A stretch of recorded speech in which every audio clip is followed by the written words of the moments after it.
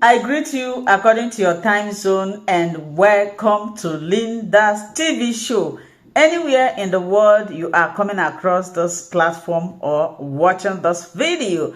If it is your first time, like this video, subscribe to this channel, turn on your notification bell to all notifications. This will enable YouTube to recommend and suggest our videos to you. In Linda's TV show, we do not promote misleading information. We do not promote hate speech.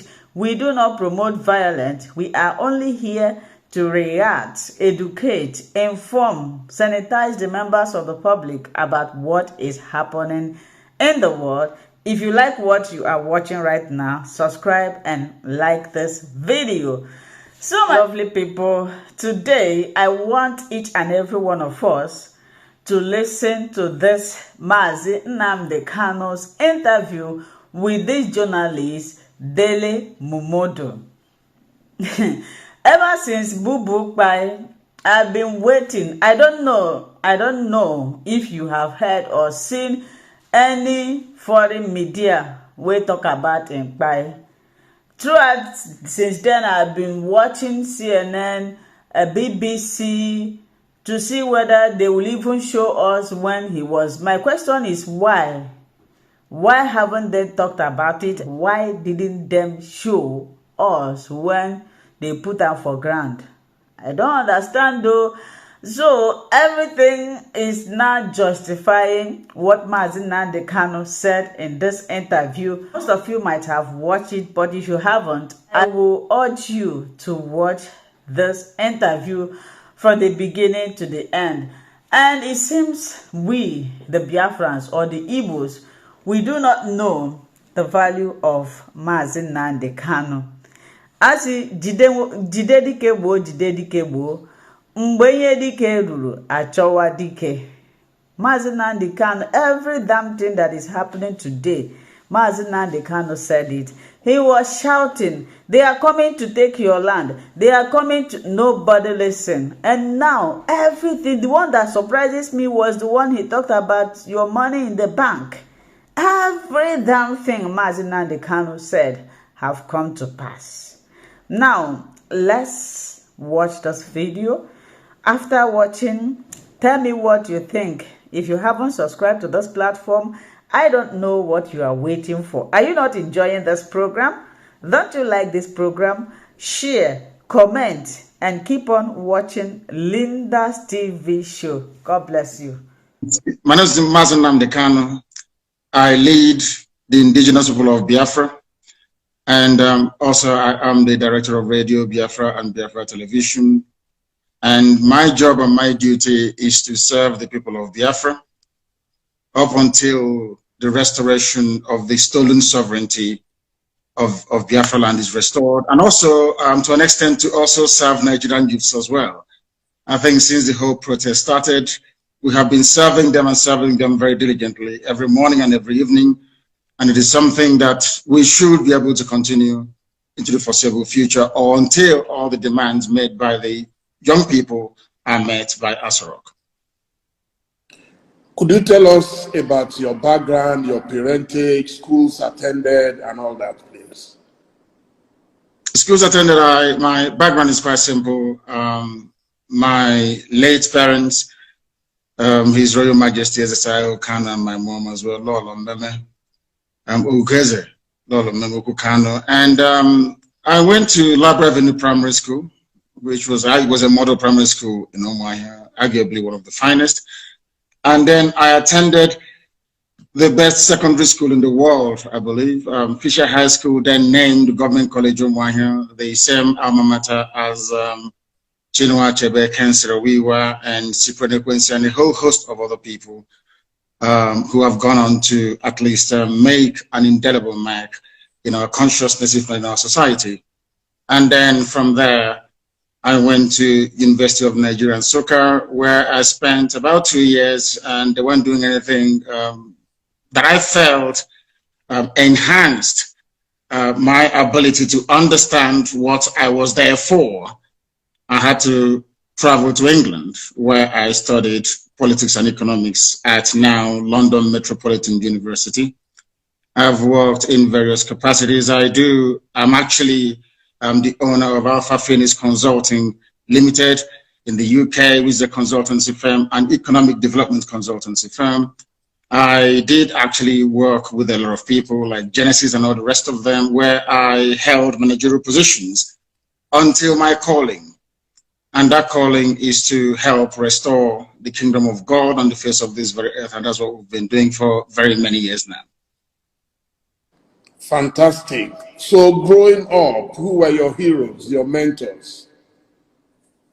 I think my father was number one. Only two people in my life have seriously impressed me. One was my dad, that I was very close to, that I learned a lot of things from. We never actually spoke that very often, but I used to sit around and watch him conduct his counsel, the way he adjudicated in cases and the things that he did. And most of the morals that he left me with. I remember on one occasion, I asked my father, why is it that even after Sunday service, when we get back home, normally if I go to my friend's house and you ask after their father, they'll tell you that their dad is sleeping or doing something of that sort. But in my house, any time there's a knock on the door, my father will encourage us to open the door. And I kept wondering why. And he said, if you have nothing to hide, then you should be able to answer every knock on the door. That is why you need to keep your hands very clean. And throughout my life, apart from the time that these criminals, these savages came to my house, the police had never been to my house or the army with a hostile intent. Operation Python Dance on the 14th of September of 2017 was the very first time in my entire life that the army or the police entered my house with intention either to enforce the law or to kill or to arrest or to pillage or to destroy, the very first time. So my father was number one. The second person is Thomas Sankara, the late Thomas Sankara, because of how he managed to turn Burkina Faso around from Upper Volta to Burkina Faso, and the miracle he was able to perform. For the very first time in living memory, it was demonstrated that should Black people put their minds to something, they can make something out of nothing. From being a basket case, they became the largest exporter of food across West Africa under the, should I say, the leadership of this brilliant and very brave young man, Thomas Sankara. So just those two people. Okay, fantastic. I think before we continue, it would be nice for me to ask if this is the real Mazi Nnamdi Kanu or the cloned one. I can pull my ear for you. You can see I'm trying to exert as much pressure as I can. The clown in SH0CK has 2 ears. I only have 1. You can see my glasses. I can take it off. You can see there is no other appendage anywhere behind this one. There's only one. I can pull my nose for you. You know it is me. In fact, I can even bring, if you'll pardon me, I have here with me the mask that everybody has to wear these days. You can see that my ear is not bent, is it? You can see that it's normal, it's not bent. But the clown in SH0CK, when he's wearing his own mask, you see that his ear will be bent like that. Mine is not bent. So it is the real me. And of course, I have this mark here and it's unmistakable. Yes, I just wanted to establish that you are alive because I read somewhere that you were dead. And so I wanted to be sure I'm not making history by talking to a dead man in heaven. Not at all. I am here live with you on this program. Fantastic.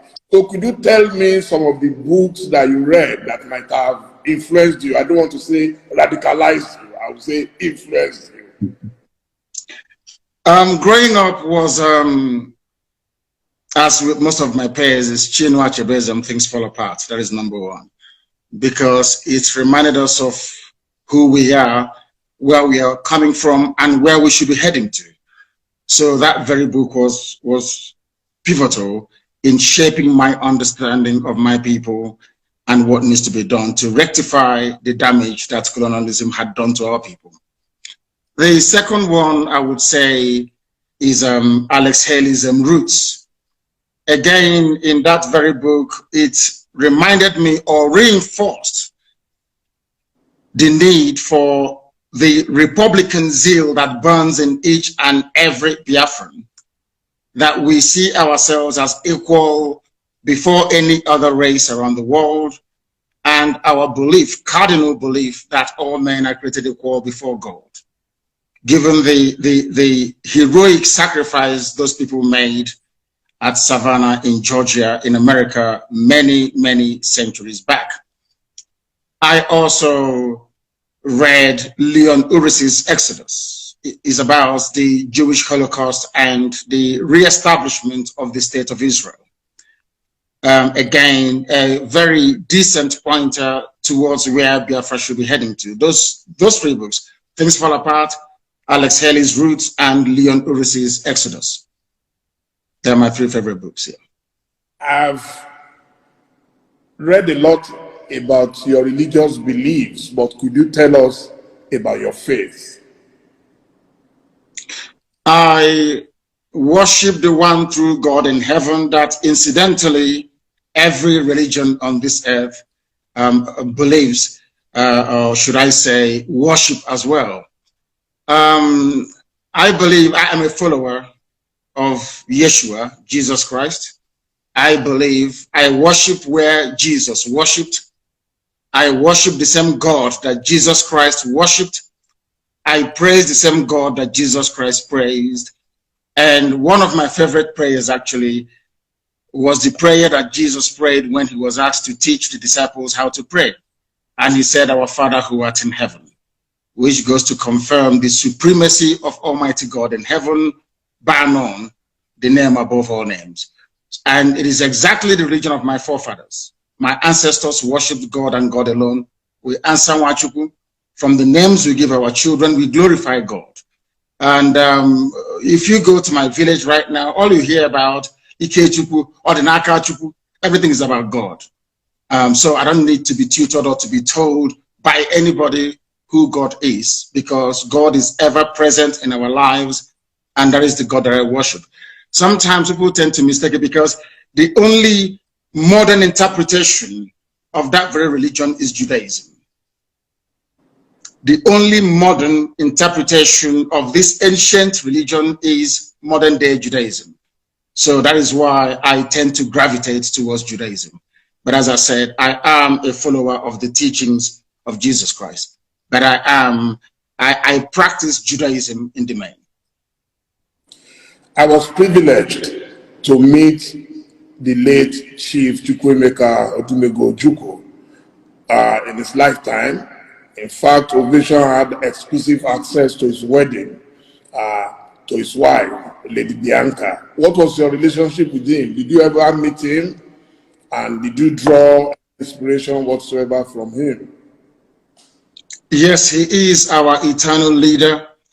And that was the title that I gave to him in recognition of the very stellar work that he did, trying to save a people that didn't want to be saved. And also, I had come in contact with him in London. We invited himself, Peter Obi Chekwas Okoro, to come to London. That was in the year 2002, if I'm not mistaken. And I consider it an honor that where he stayed, the hotel he stayed in London, I paid for it. So I had sat with him on a few occasions and benefited from his immense counsel. The reason why we want to honor him by restoring Biafra. And only then will the whole world know in how much esteem we actually hold him. To us, he's an icon. To us, he's our Moses. To us, he is the forebearer. To us, he is everything. And Ojukwu to us, it means a whole lot more than people can ever imagine. And the few times that I sat with him and he spoke, he said a lot of things. In fact, the role that the British played during the war, he was the one that made me to actually realize what they did and the need for us to be very careful. The journalists that were interviewing him, especially from BBC, in their typewriters were, should I say, listening devices that were transmitting everything Ojukwu was saying all the way back to London. And that made it possible for them to sabotage that very effort, or should I say to undermine it, especially what transpired at Aburi, that we now have the tapes and records of. So I sat with him and I discussed with him, and it was very, very informative, very, very fruitful. And I learned a lot from him, something that will continue to guide me as we proceed on this very important and critical journey towards the restoration of Biafra. Fantastic. Now we'll get to the area of my bazookas. Now it's time to fire a few bazookas at you. You've been seen by many as waging a war against your country, Nigeria, by seeking a Biafra nation. What led to your decision? First of all, Nigeria is not my country. I was born a Biafran. My birth certificate reads Biafra, and no one has ever changed that. The fact that I was at some point or the other in possession of a Nigerian passport does not actually confer upon me their citizenship. I saw the Nigerian passport as a mere travel document because my birth certificate issued at the time of my birth reads Biafra. Nobody of a sane mind will condone or accept what is happening in Nigeria. I believe that genuine attempts have been made in the past to try to remedy the wreck that Nigeria is today, but there was a palpable unwillingness on the part of the powers that be to do something about it. I detest suffering and pain. I hate to see people suffer. I hate to see people in pain. The only thing that propels me, the only thing that drives me towards this very agitation is not born out of hatred for anybody, but a desire to test freedom in our time. Nigeria was not constructed by a Yoruba man. If it were, I would have perhaps accepted. Nigeria was not created by a Fulani man. If that was the case, who knows, I may accept. Nigeria was not created by a Hausa man either. It wasn't created by a Nupe man. It wasn't created by a Gwari man, never created by a Jukun man. Nigeria was not created by an Ijaw man, not created by an Ibibio man. Nigeria was created by a white man and named by a white woman. The name Nigeria means awful, bad, evil. It means nigger, which is a swear word, is a slur in America. If a white person calls a black person nigger, they might end up in jail. Then why should I answer a name that is abhorrent before God and before man? Nobody came from all these ethnic groups. They never got together to say, from today our name should be Nigeria. A white man determined that. I cannot go to England and say to English people, I want to rename Liverpool. I want to give it another name. I'm sure they'll think I'm mentally, unstable and put me in jail. Now, the problem is this. Why should Africans accept the name Nigeria? It doesn't mean anything in Yoruba language, doesn't mean anything in Hausa language, doesn't mean anything in Igbo language, but yet we are Africans. So I see it as a relic, or should I say a vestige of racism. I see Nigeria as an abomination, not just before God, but before man as well. Those with common sense, that is the reason why I like Thomas Sankara. Thomas Sankara changed the name from Upper Volta that had no meaning to Burkina Faso. Now, I wonder why educated, very savvy and enlightened Nigerians cannot see it. You have half of Yoruba land in Benin Republic. Some are in Togo. For over 20 years, I have been a very vocal advocate of a Yoruba nation that will also encompass the Yorubas in Benin Republic and those in Togo, because they are Yoruba people. Wouldn't that be very wonderful? Why should white people come from Europe and decide that some Yorubas should be Togolese, some should be from Benin Republic, and some should be from Nigeria? You're a Yoruba man. What do you have in common with a Kanu'S man? Absolutely nothing. But I can tell you, you have something in common with a Yoruba man in Togo. You have something in common with a Yoruba man in Benin Republic. Why should you see a Kanu'S man as your fellow citizen in Nigeria and not a Yoruba man who lives just a stone throw from Badagry? So these are the anomalies that Africans need to sit down to address. That is why we have arrested development. That is why nothing seems to be working. because the convergence of these diverse value systems from the core Arewa North, from the West and from the East is making it impossible for Nigeria to function as a viable state. And that is a recognition that we must, at this very point in time, be able to address as educated people. Not that I hate Nigeria. I hate the name. I despise it with a passion.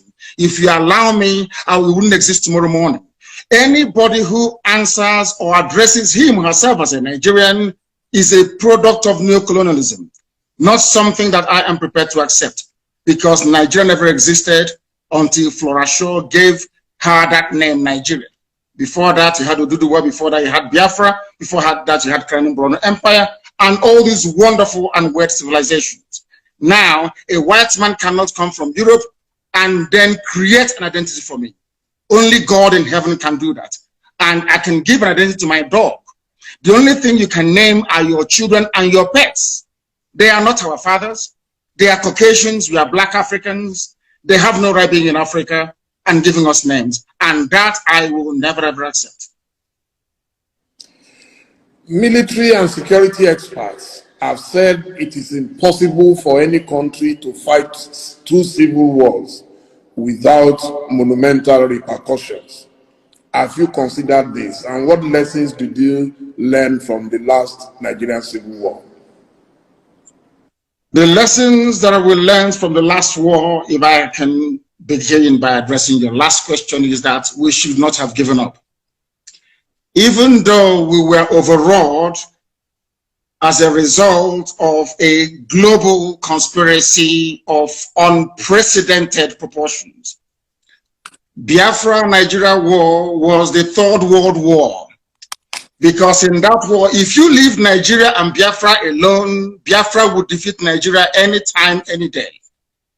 Pound for pound, Biafra would defeat Nigeria anytime, any day. And I make bold to say this. But Britain got involved. They imposed a no-fly zone over Biafra land. They imposed air, land, and sea blockade to stop us from getting food and arms. But they went behind the back of the world to negotiate with Russia to supply arms to go on. They even brought in Egyptian pilots to fly their planes for them. Nigeria has never won any war in its history. Ordinary Boko Haram, they are begging Niger, they are begging Chad, they are begging Cameroon to help them. They've never won any war. The only thing they specialize in doing is killing civilians, as they did at Lekki Tollgate. That's what they can do. Nigeria has never fought any war. An army is meant to go out to win territories for the country that it claims is coming from. The same way that Lugard led an expeditionary force to come to create Nigeria for the crown in Britain. Nigerian soldiers have not done that before. Anywhere they go, they're humiliated and they come back. So I wouldn't actually see, I wouldn't describe what transpired between 67 to 70 as a Biafra-Nigeria war. Is Biafra versus the whole world. The United States was ambivalent. They never actually, should I say, participated as they should. Britain was there running the whole show. They destroyed Aburi Accord, destroyed the agreement reached between Ojukwu and Gowon. They came back and they instigated a war. That was all they did. There was not, I wouldn't see it as a war. And I want to let Nigeria understand this. There is that tendency, that what I call the Fulani Janjaweedism, there is that tendency to intimidate, that tendency to terrorize, that tendency to subdue, overrule, and then conquer people. It is not going to happen in our time. They will try, but they will fail. The more they focus their attention in the East, the more the terrorists that they themselves bred in the North will overrun them there. So I am not in any way, shape, or form either phased or overawed. They will come again because it's in their nature, and this time around they'll be roundly defeated. Well, I think with due respect to our men and women of armed forces, I believe they are well rated. I visited them in Liberia. I visited them in Sierra Leone. In Liberia, we were controlling 10 out of 15 counties. In Sierra Leone, in fact, we actually lost one of our brigadiers, and the Sierra Leoneans are eternally grateful to us, because but for the support from Nigeria, both countries, I don't know what would have happened to them. In fact, at the time, Professor Adeniji was the head of UNAMSIL in Sierra Leone. I think it would be unfair to describe us as military as weak. It is possible, yes, that they got support from somewhere else. Of course, there are allies. That's why you had NATO. In fact, it's one of the reasons a lot of people are angry with America under Trump, that he has virtually collapsed the relationship, military ties to other countries. So I'll leave it at that. But then I want to go to the next question. The Igbos are obviously marginalized in the political configuration of Nigeria, but they have done extremely well globally in business, in sciences, in commerce, and so on. Won't they risk a lot of these spectacular achievements if you decide to go the way you want to go? I should have thought that your question should be along the line of, had those people been in Nigeria, don't you think that Nigeria would be a better place? For instance, but it's never happened and will never happen for the following reasons: resentment, envy, and the need for the Fulani Janjaweed Caliphate to dumb down the standard of excellence so that everybody can become an Alimajiri. That's exactly what I have done. I am not shocked nor surprised that we are recording not just, Igbo people or Biafrans, but Yorubas are doing the same thing as well all over the place. It's there. What I then want to ask people is this: why is it that we cannot wake up one morning and hear that there is one Fulani mathematician in Florida doing very well, maybe working for NASA? Why is it that we have not woken up one morning to hear there is one Fulani man or woman voted in as a mayor or as a parliamentarian somewhere in Europe? It will never ever happen, because that is not their orientation. That is not how they were brought up to see society. The recognition of people's skills and talent is a prerequisite for the driving of any progressive society. That hasn't happened in Nigeria, because if you're not from the north, may God help you. Why is Nigeria suffering today? Nigeria is suffering because of successive regimes of mediocrity and sub-standardization, for the simple reason that people do things based on ethnicity. People want to protect their tribe. Even if they're performing very badly, they want their tribe to become preeminent. And in the process, those men and women who are skilled, who are well-read, who are well-learned, they get forgotten. And then, of course, they travel abroad, and you can see their excellence come to the fore. And that's exactly what has been happening. What we are saying is that once we have Biafra, they will all come back home. And Biafra will quite rightly become the light of Africa and black people all over the world. Because without Biafra, black Africa will keep floundering, and there can never be any progress. I'm sure you know that politics is a game of number. And it has been theorized that the domination you complain about of what you call the Fulani hegemony has been made possible because of the lack of unity amongst the peoples of North Central, Southeast, South-South, and Southwest.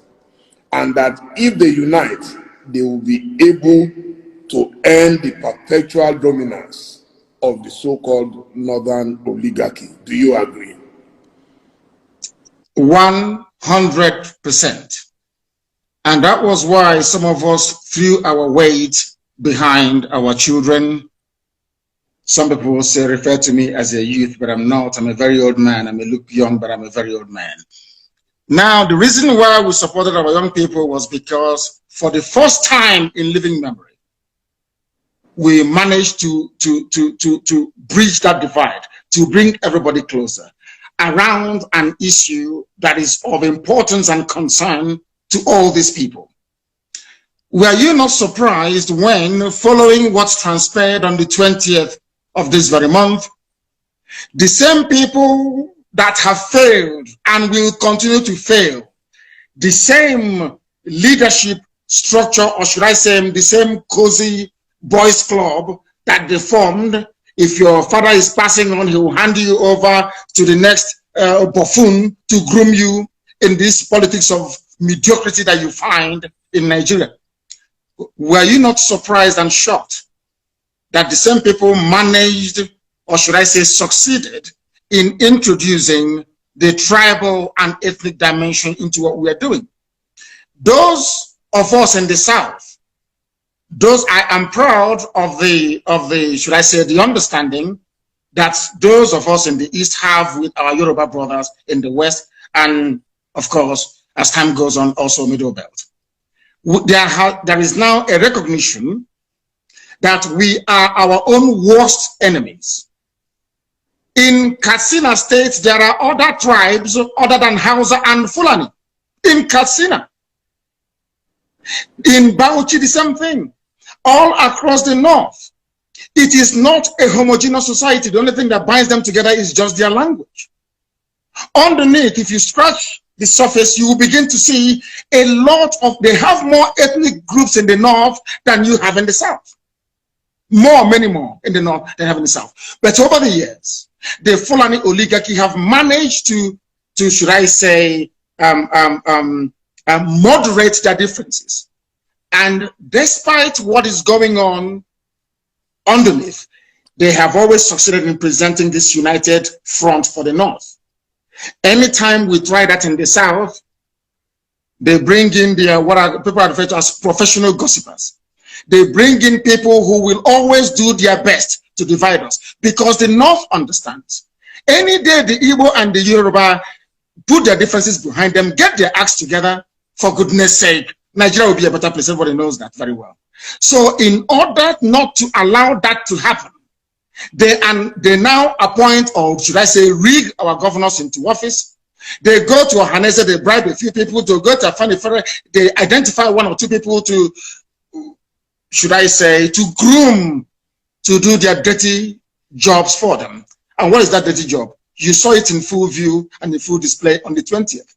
People that claim they went to school, people that claim they are senior advocates, people that claim they're enlightened, were the ones that introduced the tribal and ethnic dimension into that very successful protest. And you can see where we are today. They are rejoicing in the north. They're having fun in the north. That thing they have always done, once again, they have done it. But of course, they cannot break us. This time around, we just want to let them understand this. The unity between the Igbos and the Yorubas is deeper than end-SARS protest. It is far more fundamental than they can even imagine. Now, is Biafra your only option, or you are willing to work with other so-called oppressed peoples to form a union like it is in the United Arab Emirates? Everything depends on what the people want. I am a Democrat. I am a Republican by genetic disposition. Anything the people want is what they're going to get. My dream and my mission is Biafra. Let's say during a referendum, people decide we want to be, yes, Biafra is good. We can answer Biafra within a union that comprises of Middle Belt, of Oduduwa and Biafra with a new name. Who am I to say no? I am a Democrat. Whatever the majority decides is what I'm going to do. But as for us, we are pursuing Biafra. And I will also help the Oduduwa people to pursue the Oduduwa Republic. I will help the Middle Belt to do the same. But one thing is paramount. Should our people decide at a referendum or plebiscite to say, we want to maintain a semblance of union with Oduduwa and the Middle Belt, who am I to say no? I am a Democrat and I will go with it. But my primary concern now is the restoration of Biafra. An audio surfaced recently, I think about 2 weeks ago. It was sent to me by a family member, in which your voice, we heard your voice, directing your operatives to hit certain targets in Lagos. What led to this in a state that has really embraced the Igbo people of Southeast and South extractions? If that was your voice, do you regret the action, and are you willing to apologize for it? It is my voice, but what I said was cut and joined together to suit the very message or narrative that our detractors were, should I say, determined to peddle. If you listen to the whole broadcast that I made, you will find out that that very audio that those people, those charlatans put out there in the public domain is not exactly what I intended. But I have said this before and allow me to repeat. If by making the pronouncement that I made on that very day that I was misunderstood, or that the true intentions of what I was wishing or willing to convey was somehow misconstrued, then I apologize for it. Because I believe that it is very, very important that we understand this. I wouldn't want to do anything, either knowingly or unknowingly, to inflame passions in the West. I wouldn't wish to do anything that would cause my Yoruba brothers and sisters alike to think, should I say, to become jittery about what our true intentions are. You made reference to your operatives. I was addressing Nigerian youths right across Nigeria, not just in Lagos. And given the heat of the moment, people were being massacred. I'm not sure that most of those commentators and apologists for SH0CK have had their homes invaded before. When Fela speaks, you can hear the way that Fela speaks all the time about Nigeria Army and Nigeria Police. Why? Because Fela was a witness when his house was invaded, and the mother died as a result of it. The something happened to me. As a result of Nigeria military invasion of my house, my father is dead, and my mother is dead as well. So when people like us with a first-hand experience of the brutality of a very primitive security architecture in a country as backward as Nigeria, you can then begin to appreciate where we're coming from. If I spoke out of turn, if people who listened to what I said misunderstood the true intentions behind the words that I uttered that night, then I do unreservedly apologize, because nobody can divide the Yorubas and the Igbos anymore. It's not going to happen. They will try, but they will not succeed. That I can assure them. What is of concern to us is that those responsible for the slaughter of those people are held responsible. The same way, I hasten to add that those who are responsible for the murder that we can order today going on in Obigo will be held accountable. They will and must be held accountable. I do apologize if I offended anyone, but no offense was intended in the first place. I gave an order to Nigerian youths right across the board to do what they did because the Nigerian state is evil. They believe in killing their own children. They believe in suppressing free speech.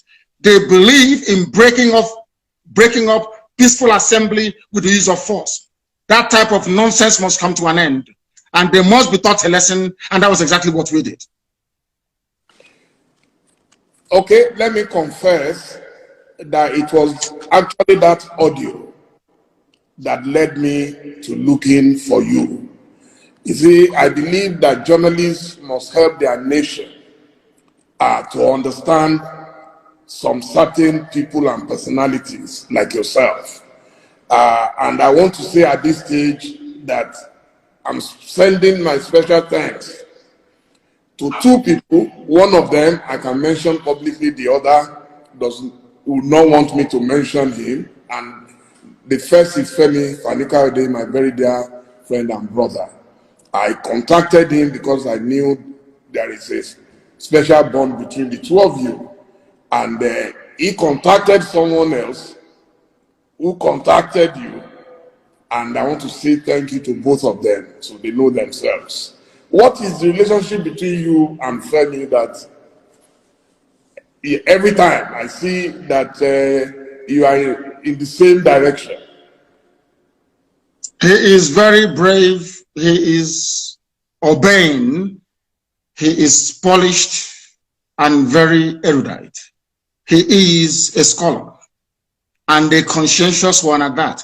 You know, in Nigeria, you have scholars, people who just study for the sake of it, people who just read for the sake of it. He practicalizes what he understands to be humanity. And that is why I love him and respect him and I call him a brother.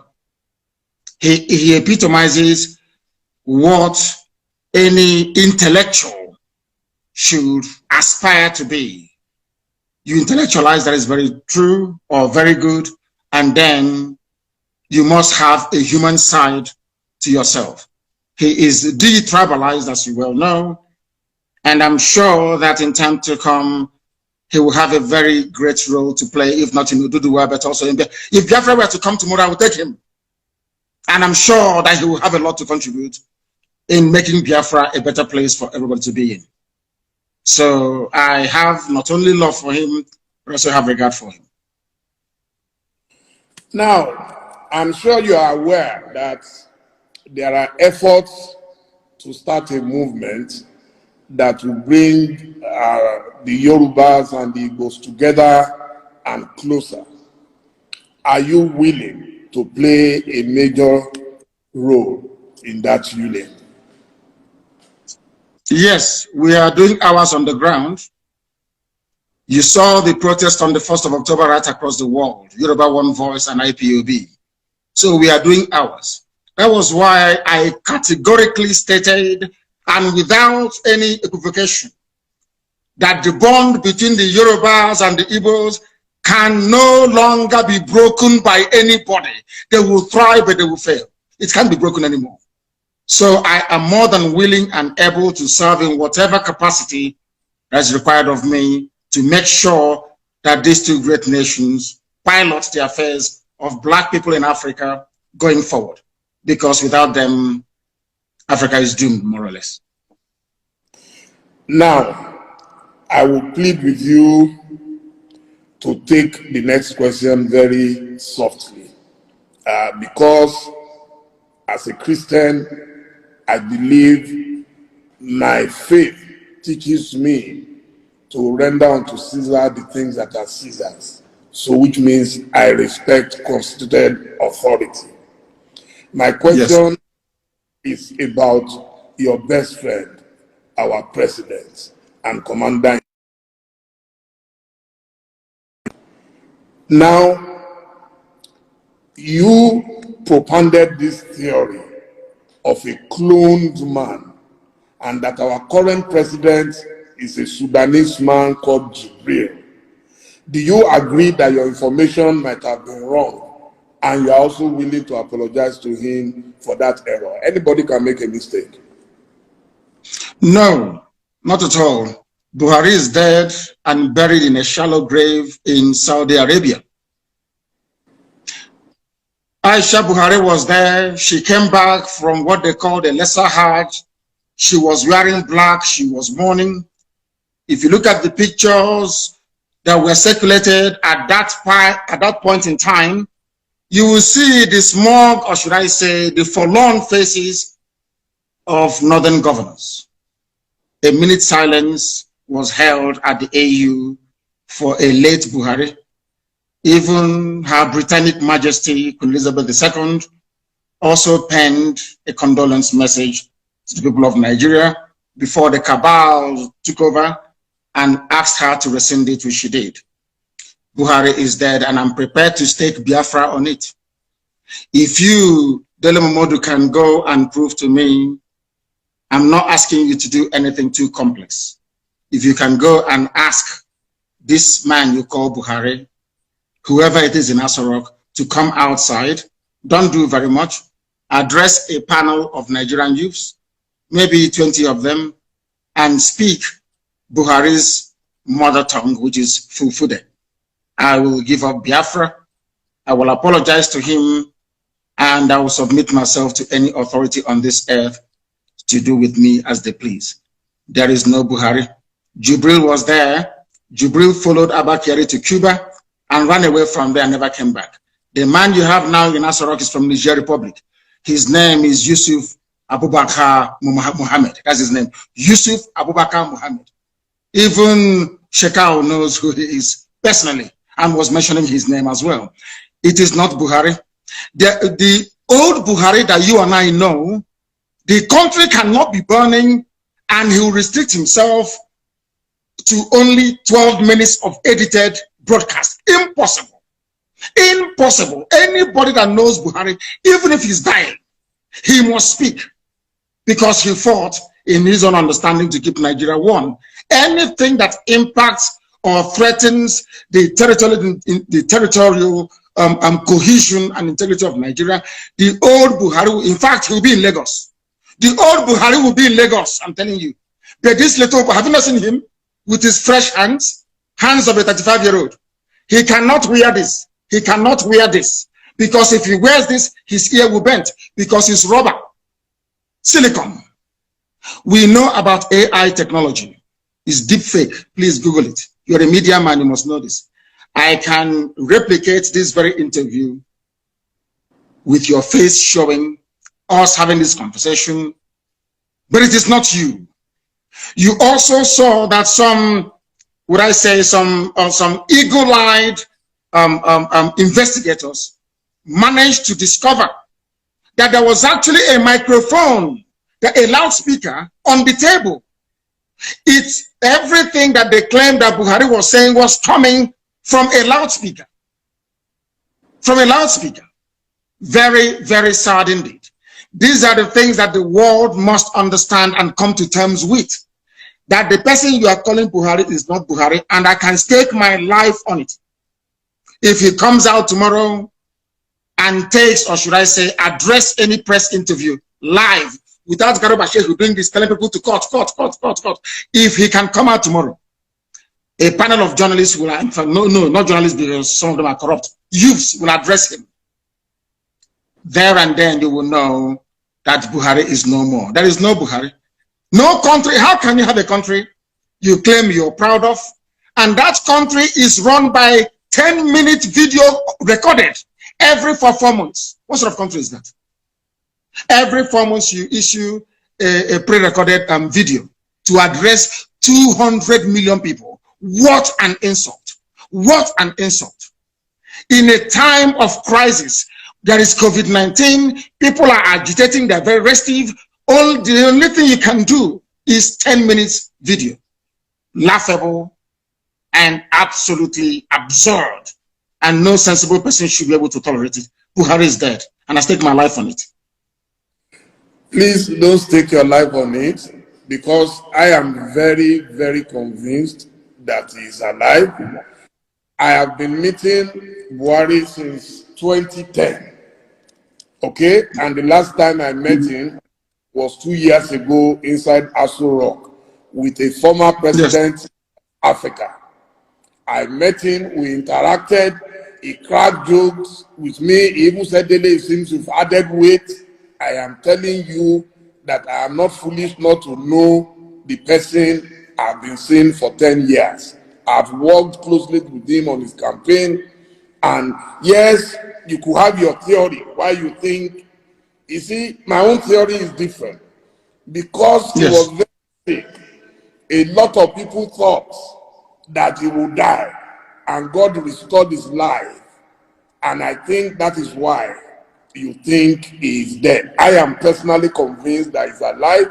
I believe that a man like President Olusegun Obasanjo will not go and hold any meeting with a cloned president of Nigeria. If I can't vouch for any other person, I know that Obasanjo will never agree. He will talk. There is a saying where I come from, Dele. If you see something that is greater than your farm, you sell your barn where your harvest of yam is, where you store your yam. Because that is the greatest thing that any Igbo man has in the olden days. If you see something that is greater than your farm, you sell your barn. And you could be a robber. They do not want to expose that the fact that Buhari is dead, because everybody depends on the oil and gas coming from Biafra land. Without oil and gas, Nigeria will be worse than a banana republic. There will be nothing happening there. Nigeria runs what is called a rentier economy. You sell oil and gas to import everything you need, including toothpick, including Indomie and pasta. So what is called the doctrine of stabilization. If you come out and you announce that Buhari is dead, there will be pandemonium everywhere. In fact, the US government feels that if they allow a precipitous collapse of Nigeria, it may impact the wider region. That is what the Africa desk at the State Department has been doing for very many years.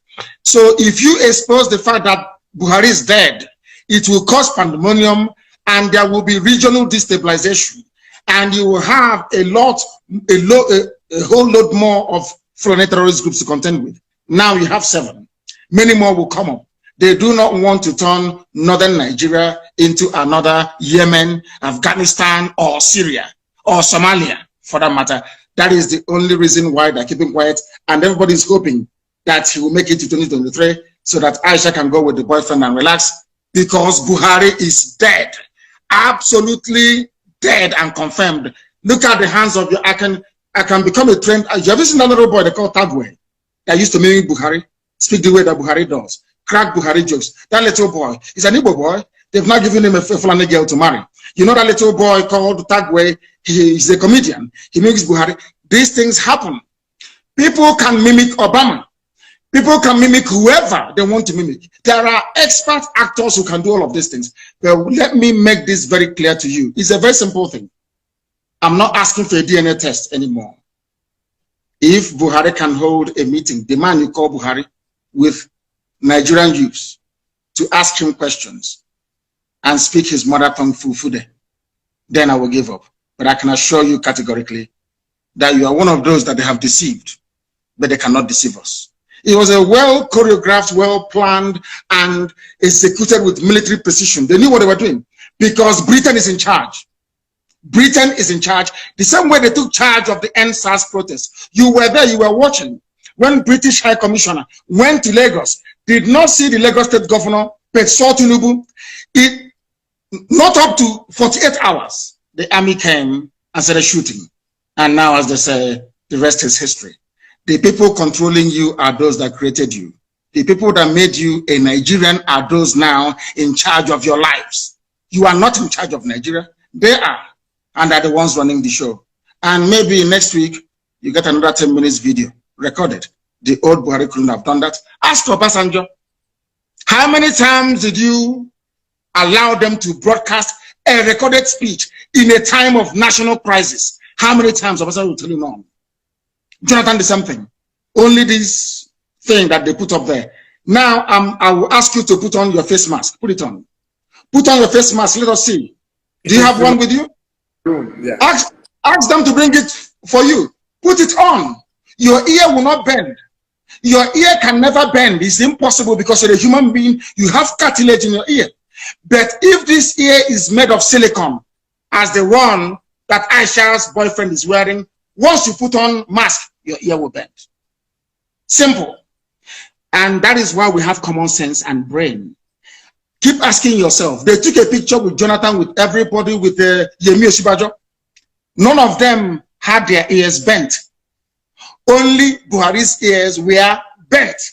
Others were wearing the same mask, but only Buhari's ear was bent, meaning that it's made out of rubber, silicone. He's not the person that's not Buhari can never ever be. Please go ahead. Okay, so do you have a map for Biafra? Where will it start from and where will it end? First of all, do you know that if I ask you now, Dele, how many states do you have Igbo people in Nigeria? How many states will you tell me? It's a simple question. I will say everywhere. No. I mean where they are indigenous to, where they come from. There could be Igbo people in Lagos. They're not from Lagos. They're Igbo people. If I ask you right now, how many states in Nigeria do you think that Igbo people are indigenous to? How many would you say? 5? southeast states. After all, that is the Igbo territory. Is that what you say? Yes. I have a surprise for you. It is 13. Igbo people are indigenous to 13 states of Nigeria, 13. As I told you, those who created Nigeria are in charge of Nigeria. And in order to weaken, to diminish, to render irrelevant every aspiration of an Igbo man, Britain decided to advise the Janjaweed Caliphate to keep redrawing the map until we now have only 5 states. Igbo people are in 13 states. And now let me answer your question. The map of Biafra starts from wherever women tie 2-piece wrapper and ends where they stop tying 2-piece wrapper.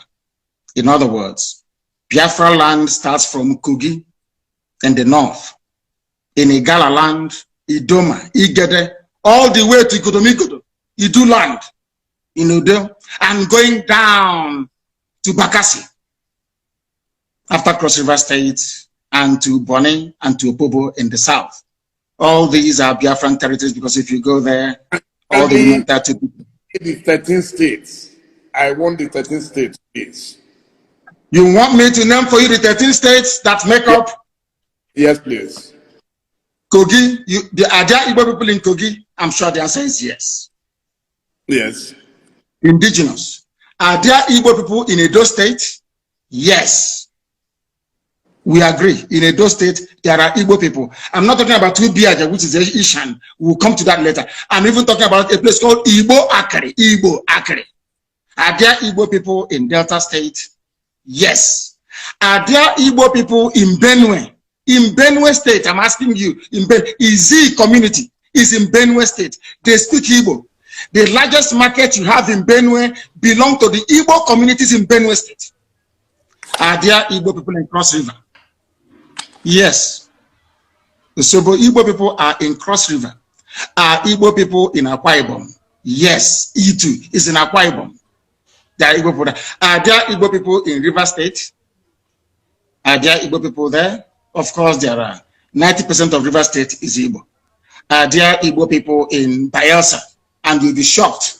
YES is the answer. There are Igbo speaking people inside Bayelsa itself till tomorrow morning. The same way you have Igbo people in Ondo. Are there Igbo people in all the 5? I've counted for you the 6 states that make up the so-called South.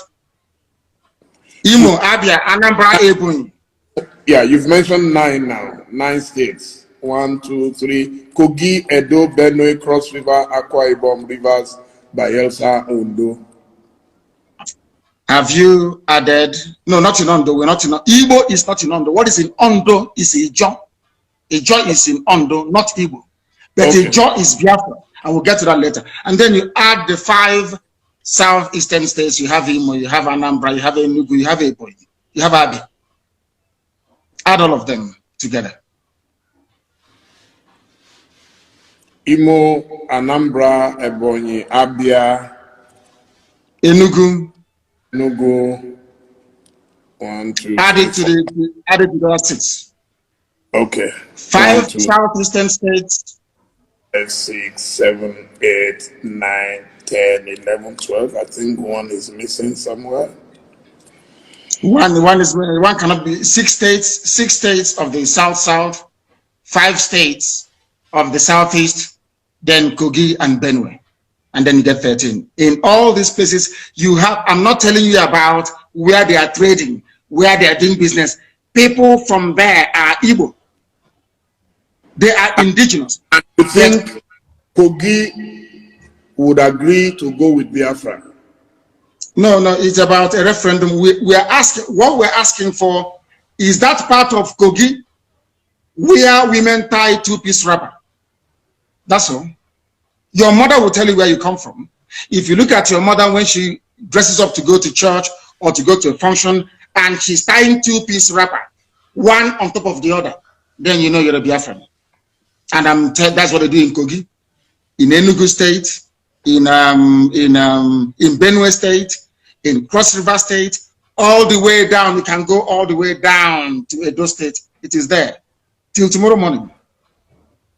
Don't you think you are likely to hit the brick wall if you try to go expansionist, if I could put it that way. I am an Igbo man.